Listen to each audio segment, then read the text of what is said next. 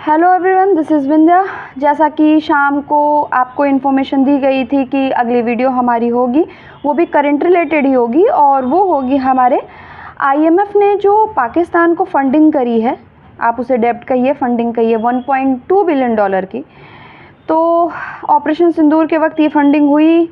भारत हितैषी लोगों ने सोचा कि इसके विरोध में काफ़ी प्रदर्शन भी किया गया कि भारत आईएमएफ का संस्थापक सदस्य है, बावजूद इसके पाकिस्तान को ये फंडिंग क्यों करी गई। तो मेन जो एक ट्रायंगल है ना, वो है अमेरिका, पाकिस्तान और आईएमएफ का, जिसमें भारत बीच में अटक गया है। चलिए अब शुरू से शुरू करते हैं। आईएमएफ, जैसा कि आपको एक समरी बताते चलते हैं, ये 1944 के ब्रेटन वुड्स सम्मेलन से 1945 में स्थापित हुआ। इसी का एक जुड़वा भाई उसी सम्मेलन के साथ वर्ल्ड बैंक भी आया, ठीक। लेकिन वर्ल्ड बैंक का जो प्रोसीजर है वो थोड़ा लंबा है और वर्ल्ड बैंक जो है ना, वो लॉन्ग लास्टिंग पेमेंट करता है। आईएमएफ की तरह से तत्कालीन पेमेंट हमारे लिए नहीं करता कि अचानक से कोई समस्या आई तो आईएमएफ, भाई आपको अचानक की मदद जो है वो आईएमएफ देगा, वर्ल्ड बैंक नहीं देगा। हाँ, लेकिन एक यहाँ पे प्रॉब्लम ये आती है कि जब हमारा बैलेंस ऑफ पेमेंट बिगड़ता है, ये तब के लिए है कि जब किसी देश की बैलेंस ऑफ पेमेंट बिगड़ रही हो, यानी कि अगर वहाँ भूकंप आया हुआ है या फिर गरीबी का शिकार है, उसको अपने देश में डेवलपमेंट करना है, ऐसी कोई अगर उसे सुविधा चाहिए तो उसे वर्ल्ड बैंक से उधार लेना होगा। पाकिस्तान ने यही कह के उधार लिया कि उसे अपने देश में सुधार करना है, वो अपने शिक्षा पे खर्च करना चाहता है, क्योंकि उसका शिक्षा का परसेंट डबल डिजिट के बजाय सिंगल डिजिट में होता चला जा रहा है। लेकिन ये फंडिंग किस लिए थी, आप भी जानते हैं, हम भी जानते हैं। अब बात करते हैं ऑपरेशन सिंदूर की। ऑपरेशन सिंदूर के वक्त ये जो $1.2 बिलियन की फंडिंग हुई है, ये ही पूरी नहीं है, ये फंडिंग है $7.3 बिलियन की, जिसकी एक किश्त जो है वो पाकिस्तान को भी दी गई है, क्योंकि इतनी बड़ी रकम एक साथ नहीं दी जा सकती, क्योंकि पाकिस्तान के ऊपर अभी ऑलरेडी $600 बिलियन का कर्जा चढ़ा हुआ है, ठीक। आपको जान के आश्चर्य होगा कि जो कोटा होता है उसमें सबसे बड़ा कोटा है 16.5% का अमेरिका का आईएमएफ में, भारत का 2.7 के आसपास है और 0.4 के आसपास पाकिस्तान का है। अमेरिका जो एक तरफ ये दावा कर रहा है कि उसने भारत और पाकिस्तान के बीच युद्ध रुकवाया, वो वीटो है आईएमएफ का, बावजूद इसके आईएमएफ फंडिंग करता है पाकिस्तान को। ये जो गुत्थी बना रहा है अमेरिका, आपको बस मुझे यही समझाना था कि इसमें कुछ लोग कह रहे हैं आईएमएफ को इंटरनेशनल मुजाहिदीन फंड कर दो, क्योंकि आईएमएफ की अपनी कोई गलती नहीं है भाई, आईएमएफ का कोई रोल ही नहीं है इसमें, वो तो बस एक संस्था है। उसका जो वीटो है, सबसे ज़्यादा डोनेटेड करने वाला देश वो अमेरिका है, और अमेरिका बैकग्राउंड गेम खेल रहा है। एक तरफ वो कहता है, ट्वीट करके वहाँ के राष्ट्रपति कहते हैं कि हमने युद्ध रुकवा दिया, एक तरफ वो आईएमएफ का सबसे बड़ा हिस्सा होने के बावजूद 16% जिसका कोटा है, जो वहाँ का वीटो है, वो आईएमएफ से पाकिस्तान को फंड दिलाता है। और एक सबसे बड़ी बात जो हम आपको बताना चाह रहे थे, पाकिस्तान के जितने भी न्यूक्लियर प्लेसेस हैं उसमें पाकिस्तान का किया धरा कुछ भी नहीं है। पाकिस्तान के अपने एक भी न्यूक्लियर परीक्षण नहीं है, उनका अपना एक भी बॉम्ब नहीं है। ये अमेरिका का किराए पे लिया गया ठिकाना है।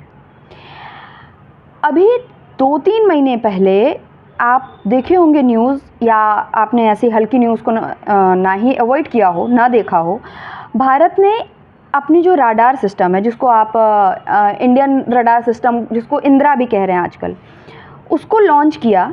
वो भारत की सबसे एडवांस टेक्नोलॉजी है, ठीक। मतलब आप उस राडार के थ्रू रोड पे चलने वाले किसी व्यक्ति को भी बड़े आसान से जूम करके देख सकते हैं, वो राडार सिस्टम इतना तगड़ा है। उसने पाकिस्तान पे, पहला भाई हमारा पड़ोसी देश, उस पर एक ट्रायल लिया और वहाँ के जितने ठिकाने हैं वहाँ की फ़ोटो हमारे पास 3 महीने पहले आ जाती है। ये वही ठिकानों की फ़ोटो थी जहाँ पे ऑपरेशन सिंदूर के वक्त वहाँ के चारों तरफ के एयर बेसेस पे भारत ने अटैक किया।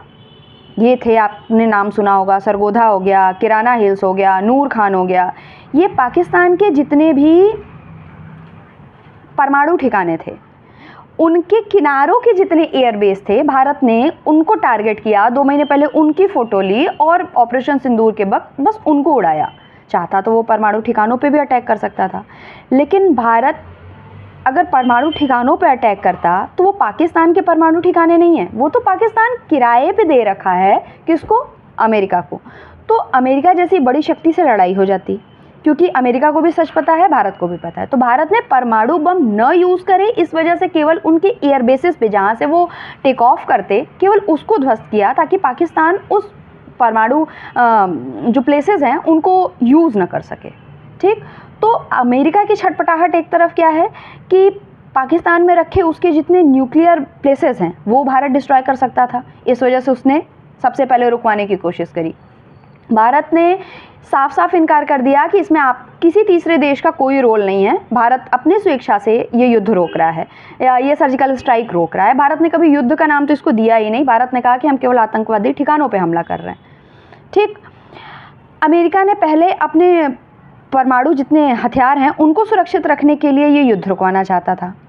दूसरी बात, जब अमेरिका को इसका क्रेडिट नहीं मिला तो अबू धाबी के एक कॉन्फ्रेंस में अमेरिका कहता है कि एप्पल, जो इस समय दुनिया की सबसे बड़ी कंपनी है, $500 बिलियन की कंपनी, वो भारत में अपना इन्वेस्ट करना चाह रही है। उससे स्पष्ट अमेरिका मना करता है कि भारत में आपको निवेश नहीं करना है। उसी अबू धाबी की कॉन्फ्रेंस में अमेरिका, तुर्की और अज़रबैजान, जिसकी कड़ी अभी मैंने आपको कल के ही वीडियो में समझा रखी है, तुर्की और अज़रबैजान को हथियार देने का घोषणा करता है अमेरिका। ठीक, कि उनको हम हथियार सप्लाई करेंगे। अमेरिका एप्पल को भारत में आने से रोक रहा है, पाकिस्तान के परमाणु हथियार को सुरक्षित रख लिया। तो आप देखेंगे ये जो युद्ध रुकवाना हुआ, या एक तरीके से पाकिस्तान को जो फंडिंग की गई, वो फंडिंग इसलिए नहीं की गई कि पाकिस्तान को सपोर्ट करना चाहता है। पहली बात, पाकिस्तान के पास जितना कर्जा बढ़ेगा उतना ज़्यादा वो अमेरिका पे डिपेंडेंट रहेगा।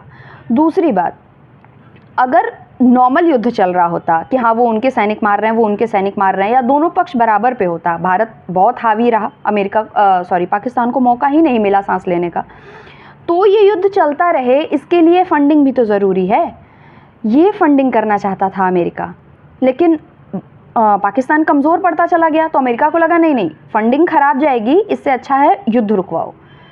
तो इन सारे गेम में जो मेन लीडर है वो है अमेरिका। समझ में आ रही है बात आपको? ना IMF को दोष दीजिए, ना भारत को दोष दीजिए, ना पाकिस्तान को दोष दीजिए। ये सीज़ फायर करने का भारत का कोई राजनीतिक द्वेष नहीं था कि भारत ने अचानक सीज़ फायर कर दिया।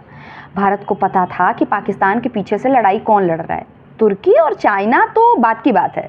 अमेरिका जो हमारा सहयोगी बन के ढिंढोरा पीट रहा है, असल में वो हमारा सबसे बड़ा दुश्मन है, क्योंकि वो इस समय केवल व्यवसायी है और किसी व्यवसायी का अपना कोई धर्म नहीं होता सिवाय अपने व्यवसाय को बढ़ाने के।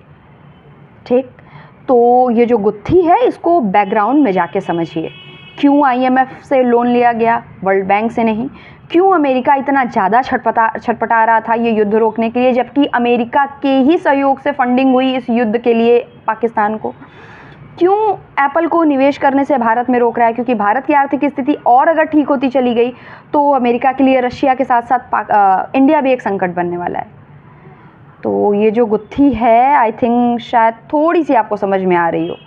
और यही बात IMF, वर्ल्ड बैंक और अमेरिका की, तो इसका डिटेल इन्फॉर्मेशन अगर बैकग्राउंड के साथ लेना है आपको तो उसके लिए मैं एक अलग वीडियो बना दूंगी। लेकिन तत्कालीन सरकार को अचानक से दोष दे देना कि अरे अरे इसने सीज़ फायर कर दिया, अरे अरे ऐसे नहीं करना चाहिए था, हमारी फला सरकार बहुत अच्छी थी, निवर्तमान सरकार बड़ी अच्छी थी और हमको POK लेके ही मानना चाहिए था। भाई, सीज़ फायर के वक्त की जो सिचुएशन थी, भारत के ऊपर जितने प्रेशर थे, वो भारत एक्सपोज तो नहीं कर सकता ना।